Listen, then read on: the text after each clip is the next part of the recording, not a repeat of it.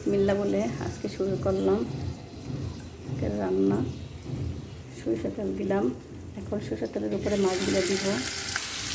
মাছগুলো ভালো করে ভেজে নিব।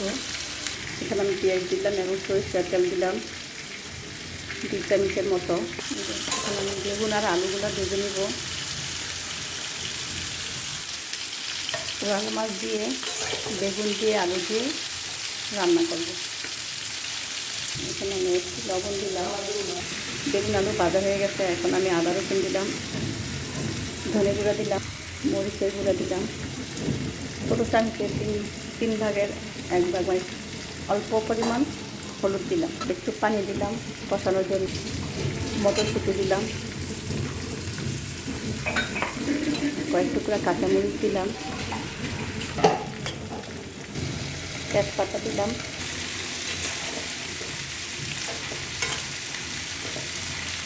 মাছগুলো দিয়ে দিলাম।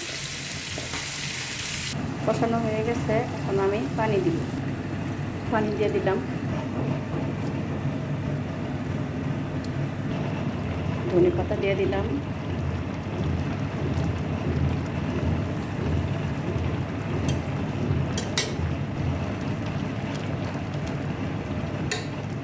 হয়ে গেল বেগুন তরকারি। এখন নামাই ফেলবো।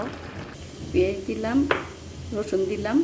এখন দিব সরিষা তেল, তেজপাতা দিলাম, 2 টুকরো দারুচিনি, এলাচ আর লবঙ্গ দিই। কাঁচামরিচ দিলাম, আদা রসুন দিলাম 1 চামচ, হলুদ দিলাম অল্প করে, দিলাম আধা চামচ, মরিচের গুঁড়ো দিলাম অল্প। পানি দিয়ে কষাই নিলাম। লবণ দিলাম,